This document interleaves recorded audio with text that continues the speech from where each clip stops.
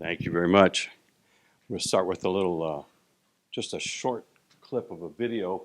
If you'll focus, this is a video from a drone that was taken in the mountains to the south of here. If you've looked out the windows, you notice there's mountains to the north, there's mountains to the south, and there's mountains to the east. Now just watch as this drone goes over this ridge here.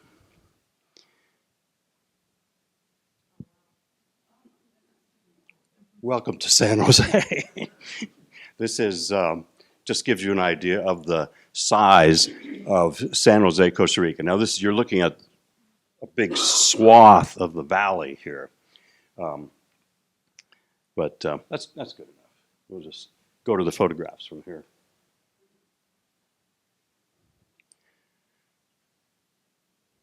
There we go. So I'm here to talk to you about downtown San Jose, not San Jose, downtown San Jose. And now some of you are new here. Have you been in what you think is downtown? Some of you aren't sure about what is downtown and what is not. Anybody been downtown?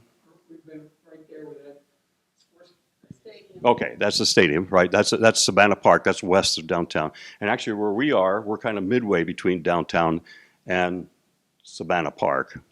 By the way, that park used to be the international airport before the days of the jets. I mean, when they just had propellers. But now it's just a city park. And it's compared to Central Park in New York. It's almost as big as Central Park. So if you've been in downtown, you would be familiar with, say, something like the National Theater or the main cathedral. And I'm just going to click some pictures here as we talk. And what happened?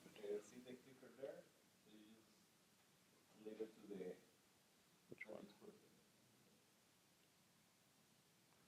Oh goodness, there we go. Good. Okay. So I'm just going to scroll through some pictures here of downtown. But when we talk about downtown San Jose, we're talking about some of the highlights are the National Theater, the main cathedral, and there's a big section of a street that has been turned into a pedestrian walkway, and it's called Avenida Central or Central Avenue, and that has become the retail hub of the city. There's just a few more pictures here we'll get through.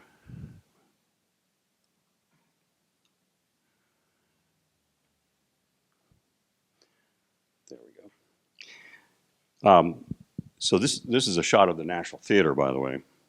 But when you think about that video, that little clip of the video that we just saw, you can see that the valley, which includes San Jose, and it includes the adjacent cities, and it includes the suburbs. The whole valley is about 2 million people. It's just a little bit less than 2 million people. San Jose itself is about 500,000 people. And but when we're talking about downtown San Jose, we're only talking about 20 blocks east and west and about 15 blocks north and south. So, and the National Theater is considered to be the very center of downtown. So what we're talking about is essentially walking distance. And I know that walking distance gets shorter and shorter as we get older and older, but we're talking about 10 or 15 blocks or so. And downtown San Jose is a very special place. It's what we call the heart and soul of San Jose. And in fact, it's the heart and soul of the entire country. We know that San Jose is the capital of Costa Rica, but it's so much more than that. It's more than just the political capital. It's also the country's economic center, its retail center, it's the center of its history and its art and culture, and it's where tons of things have happened in Costa Rican history that have made Costa Rica a unique place. It's unlike any other country in the world, and I'm sure you're you're figuring that out as you're learning about Costa Rica. But what you'll find in downtown are some nice hotels, not the best ones, but some very nice ones. The best, the big five-star mega resorts are on the beach, you know, but in downtown there's some nice hotels. There are some excellent restaurants. The country's most important and best museums are in downtown San Jose, including one called the Jade Museum. Have you heard of that? Yeah, it's jade, like jade jewelry. The jade jewelry is the finest museum in Central America, and it's considered one of the best museums in all of Latin America. I wrote a story about it for the English language magazine here, and in doing research about it, I found an archaeologist and anthropologist who said that the Jade Museum in downtown San Jose is the finest museum between Mexico City and Peru. I mean, it's one of the best in the world. So I don't know about you guys, but I get museumed out after a while. You know, I'm good for a couple hours in a museum, and that's just about it. So if you have time and energy for one museum, that's the one that you want to see, the Jade Museum. So, in addition, the National Theater, the main cathedral. There's the world-class hospital, which the lady earlier today spoke about, called Clinica Biblica. And it has centers for art and music. And as I mentioned, that super busy pedestrian walkway called Avenida Central. Avenida Central is sometimes called the Times Square of Costa Rica. And it's 12 blocks of, it was a street, and 12 blocks of it have been turned into a pedestrian walkway. And it's become the retail hub of the country. On a good payday, like the end of the month payday or something like that, you will find there's hundreds of thousands of people on that stretch of street. And keep in mind, there's 5 million people in Costa Rica, so a big percentage of them will be on that street. So now, there's a couple more shots. That's the cathedral, by the way. There's Avenida Central, the walking street.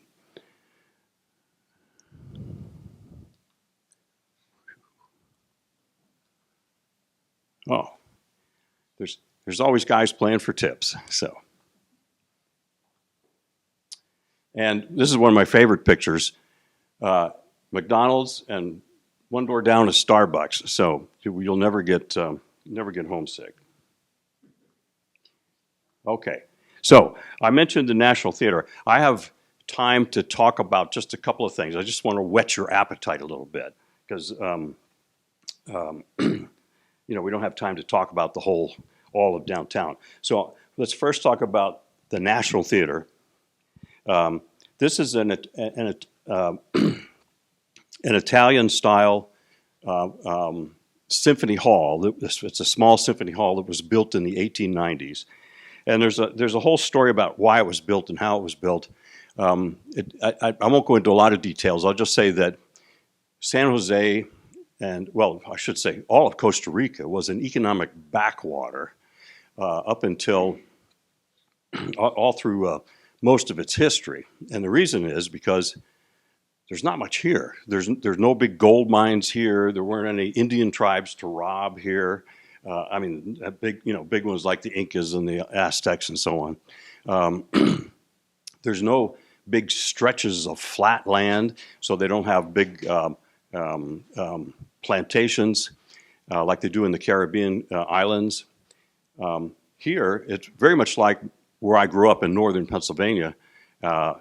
It's a lot of mountains with small farms, and that's the same here. A lot of mountains with small farms, but it also meant that nobody was making any money, and there wasn't a whole lot of economic reason for people to come to Costa Rica. Well, in the last half of the 1800s, there was an economic miracle that took place, and I know when you guys got up this morning, you were going, "Gee, I hope he talks about economic history."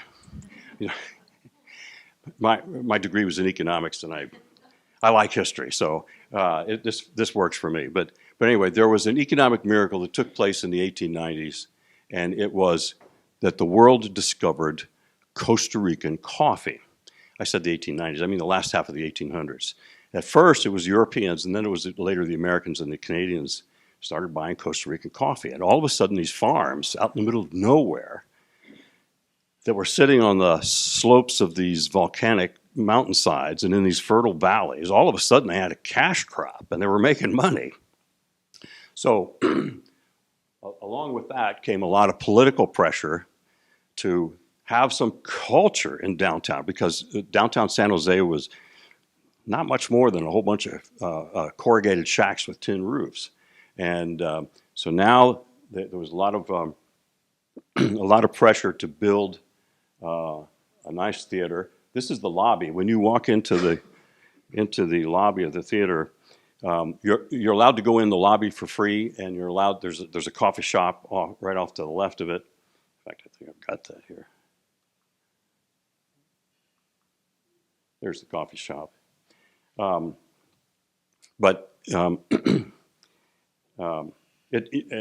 can go in there and just enjoy it. It's like you've walked into a European coffee shop, like you were in Vienna or someplace, and it's particularly fun because right there in downtown, it's noisy. There's always buses going by. There's always sirens going by. There's always the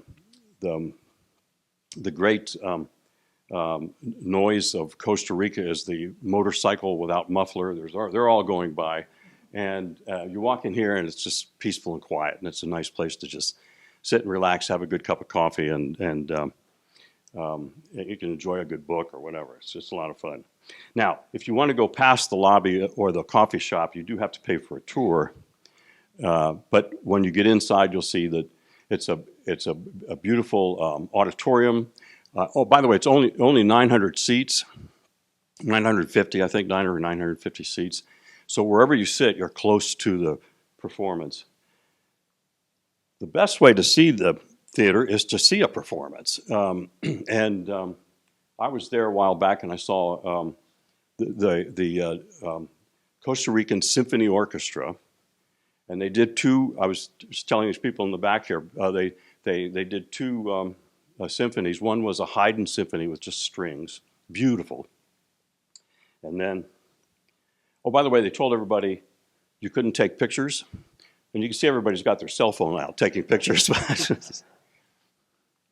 But anyway, then they brought out the entire orchestra with the 40-voice chorus and 4 soloists, and they did Beethoven's Ninth Symphony. It was just stunning, absolutely stunning.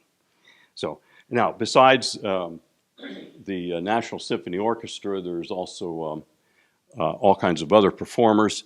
This is Joshua Bell. Anybody, you know who Joshua Bell is, folks, but the rest of you, he's the leading violin soloist in the world today, and he was here when he played here. The tickets were $250 a seat, and they sold out. And that's another thing that people should understand. Costa Rica is not a third world country anymore. There's a growing middle class and upper middle class because of all the economic opportunity that is here and is not in the neighboring countries. And we could talk about why that is. But in any case, at $250 a seat, he packed the house, and there were people who couldn't get in. So, but in addition to that, there's all kinds of other things that go on there. They had a kabuki theater group that was here a while back. Sometimes at Christmas time they'll have the Nutcracker Suite or another Christmas type of event. And they often have speakers, including this guy.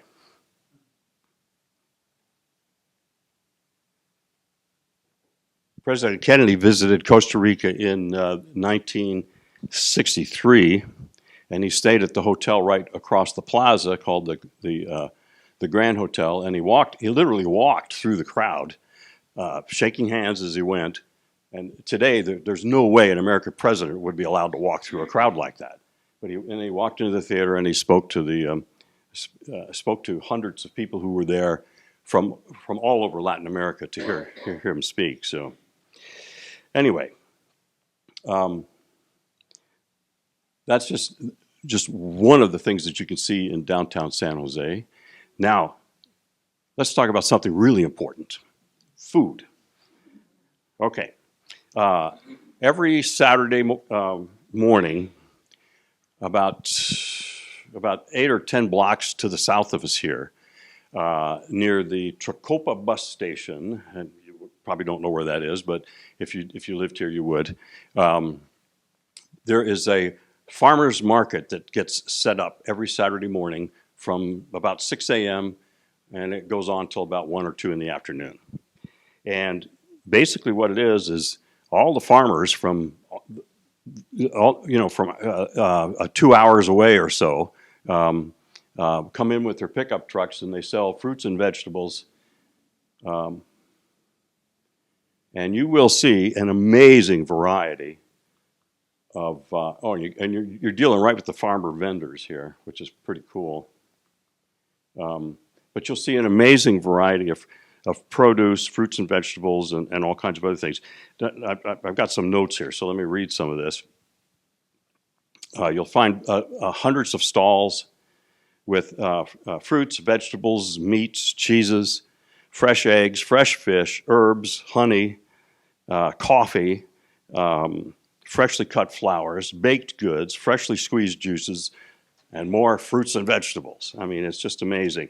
And part of the reason for this is because, as I mentioned before, this is a very mountainous country. So within 2 hours drive of here, you've got all these different microclimates. At sea level, they grow coconuts and bananas. A little bit higher up, then they grow papayas and pineapples and mangoes. And then a little higher up, they grow salad vegetables and broccoli and cauliflower and string beans. Then when you get up into the higher, the mountains above here, then you'll see the cool weather crops like spinach and kale and eggplants and stuff. It's amazing. And and look at these pineapples. They don't pick the pineapples until they're ripe. And the same thing is true with bananas. Most people in the United States have never had a good banana. And the reason is because the bananas in the United States are picked very, very, very green. And then when they're timed so that they turn yellow when they get to the shelves. Well, here, they don't even bother to pick them until they're yellow. And it makes all the difference in the world. And I get these tiny little 2-inch bananas, and they're just, you've had them before? They're just delicious, yeah.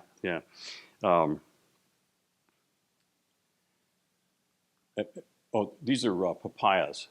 They're the size of an American football. And they're just amazing. They're like a kilo or a kilo and a half, like 3 or 4 pounds each,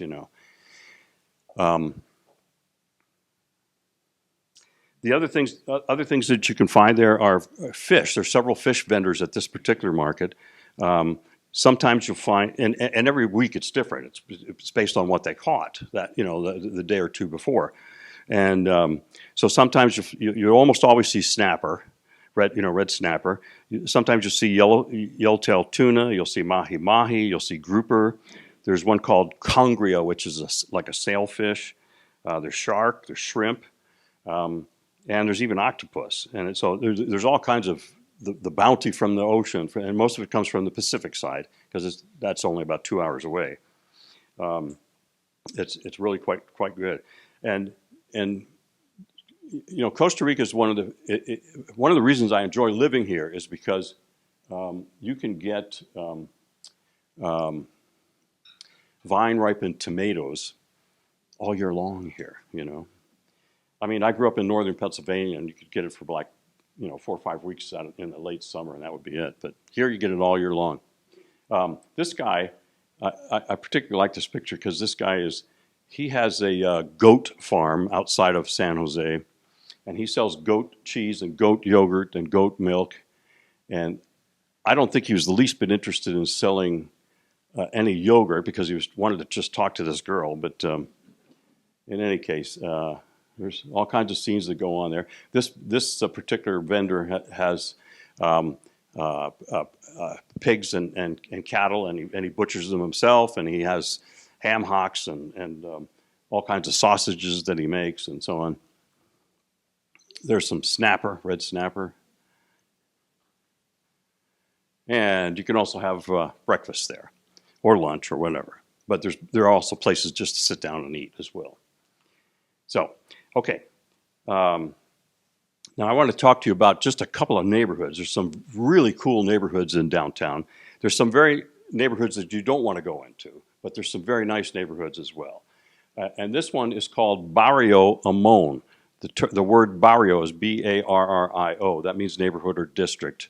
And this is Barrio Amon. This was at one time the most prestigious and most fashionable place in all of Costa Rica. And the reason was because, as I mentioned before, a lot of the farmers who lived out in the countryside literally for generations on subsistence farms, after coffee became a profitable product, they suddenly had money, and one of the things they wanted to do is they wanted to have a townhouse. So they had their house on their farm out in the middle of nowhere, and then they wanted to have a townhouse in the capital city. So they built these beautiful homes in this one neighborhood called Barrio Amon. And some of them are still homes. This is still a private home. And let's see. There we go, there we go.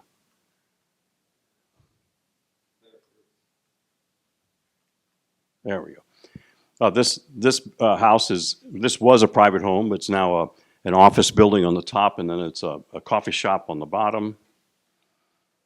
This one is still a private home. And you could just wander around this neighborhood, and you'll find all these beautiful old buildings. This was a private home. It's now called the Hemingway Inn. By the way, it's closed, unfortunately, but it was what they called a coffee baron home. It was a private home. It was. And one of the things that you'll see as you wander around this, because this was at the end of the 1800s and the first half of the 20th century, this was a very prestigious neighborhood, and there was a lot of money here. So a lot of the families who owned these properties, they would put art in the form of hand-painted tiles. And this is an art form that's popular in Portugal and Spain and parts of Italy, and in this neighborhood in Costa Rica. So what happens is the artist puts his image on the ceramic tile, and then they glaze over the ceramic tile so that it can sit out in the weather, and it literally sits out there for decades for people to enjoy. This is another private home. This is not the wall of the home; it's the exterior wall of the property.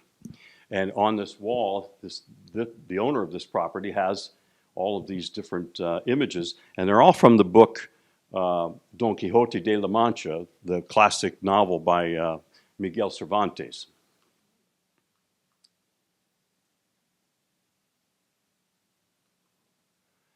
Okay, this is an art gallery, and this is the lady is named Aisling French, and her son is Connell, and they own the art gallery. This is a gallery that specializes in art from the indigenous tribes. There are 8 indigenous tribes that have survived here in Costa Rica, and they have art from each of the different tribes. It's a fascinating place to visit, and they know they're walking encyclopedias about indigenous art. It's a very fun place to visit. Now I want you to look at this building. This was never a private home. This was a government building. It was actually built by Andrew Carnegie, the American philanthropist at the beginning of the 20th century, and it's called, believe it or not, the Yellow House, even though it was never a house. It is the Foreign Ministry of Costa Rica, and it's in this neighborhood, in the Barrio Mon neighborhood, and this is where when there's a new diplomat that comes to town, or there's a head of state, or a VIP comes to town, they meet with the president of Costa Rica here at this building. And this is a close-up of it. But I want you to look at this. This is the Yellow House, the foreign ministry. And look at the teal building behind it. That's my apartment. That's where I live. And I'm on the, not on the top floor, but on the floor right below it. So I get to see the comings and goings of the president and all the VIPs from around the world just come here to visit the president of Costa Rica. And back in 2013, President Obama paid an official visit, and he visited with Laura Chinchilla, who was the only and still is the only woman president of Costa Rica. There's another shot of them. By the way, I'm a single guy, and I get asked all the time, what are the women like? I hear the women in Costa Rica are beautiful, you know. And so I send them pictures of Laura Chinchilla. I said, well, this is the president of the country. So you could judge from there, you know. So here she is out on the street dancing with some of the local people. Another thing that would never happen to an American president today. They wouldn't allow an American president out on the street like that. But anyway, okay, so another neighborhood I want to talk about is called 4th Avenue, or Avenida Cuatro. And on 4th Avenue, it parallels Avenida Central. So there's Central Avenue, which is a walking street, and then 4th Avenue is 2 blocks down, and it parallels it. It's also a walking street for about 12 blocks. And it's a bit more down market. It's more local. But what it's famous for are its statues. It has statues several places up and down the street. And this one is a statue of Jesus. It's in the yard of a church. This is on the western end of the walking street. And it's a statue of Jesus, and it's called Cristo del Camino, or Christ of the Highway. And what he's doing is he's blessing the traffic because it's an extremely busy intersection there. And if you've been in Costa Rica enough, you know that, excuse me, but you know that Costa Rican men are the nicest people in the world until they get behind the wheel of a car, and then they're crazy. And anyway, it's true. And so anyway, this intersection is absolutely crazy, and the statue is of Jesus trying to tell everybody to calm down. And I particularly like this photograph because I took it at Christmas time, and there's Santa Claus right behind, and he's waving at Jesus, who is in turn telling the traffic to calm down. So on the opposite side, the opposite end of Avenue 4 is another church, and every church has a plaza out front. This plaza has park benches, and there's this guy sitting here on a park bench. Anybody know who he is? Anybody? Yeah, exactly. John, did you know that, or did you? Good guess. Very good. There's a close-up of it. There's a statue of John Lennon sitting there on the seat, and this is the single most popular piece of art in all of Costa Rica because everybody wants to sit down and get their picture taken next to John Lennon. So another statue, this one is at the main cathedral, which is right pretty much in the center. Anybody know who this is? It's Pope John Paul II, Papa Juan Pablo II, as they would say. And Pope John Paul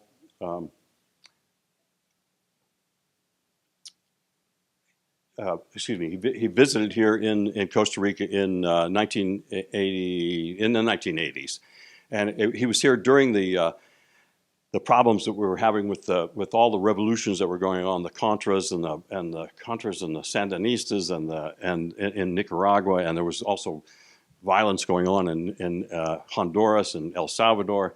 Anyway, he came here on a mission of peace, and he said what he called a mass for peace at this cathedral. And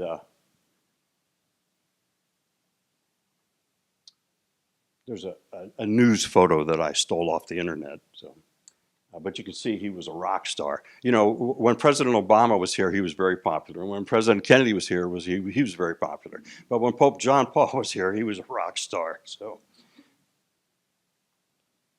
now, this is a statue of a little girl. Anybody know who this might be? Look closely at her hands.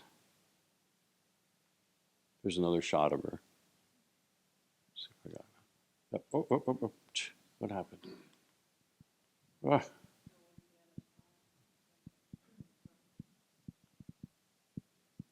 I'm sorry, this is very confusing here. Her hands are tied. There you go. There's another close-up of her. That's Anne Frank as she's being led away by the Nazis. She's looking to heaven, and anyway, a very, very poignant piece of art. This is right outside of the cathedral. It's not part of the cathedral grounds, but it's right outside the cathedral. There we go.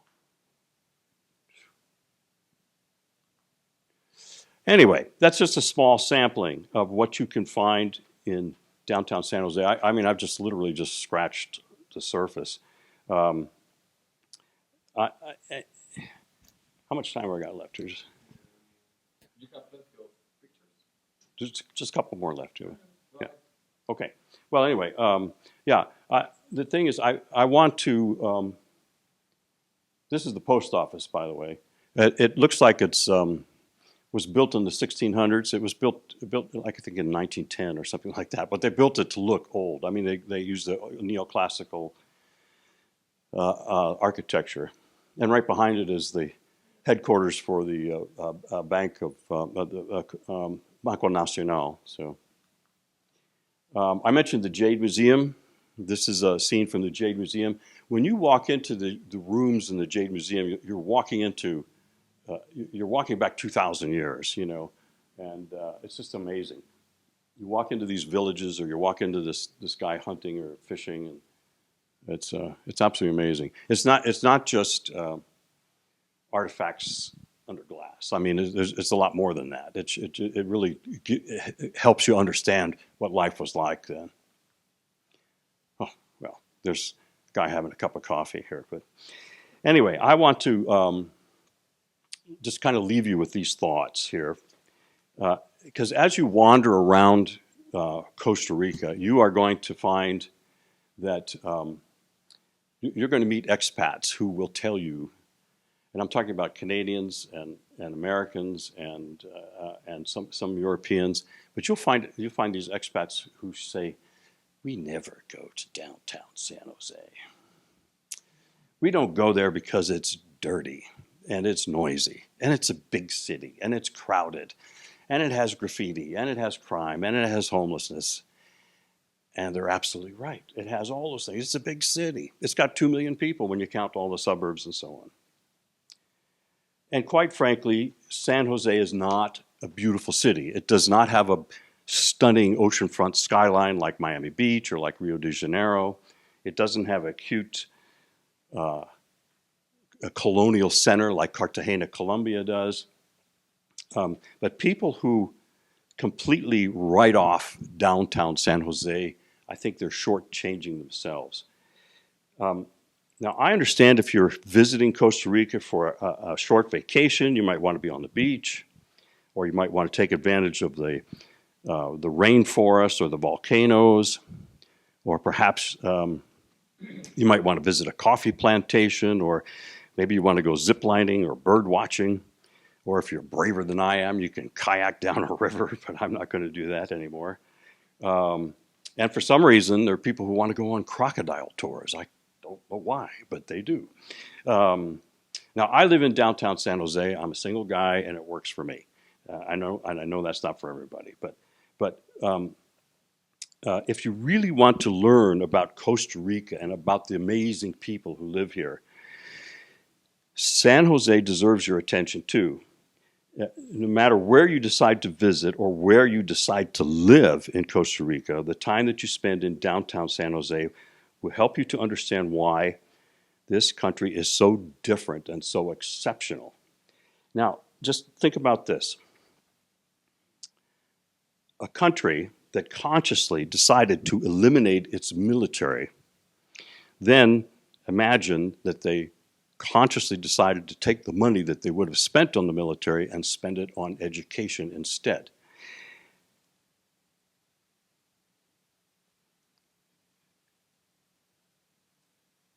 And they did this in the 1940s. I mean,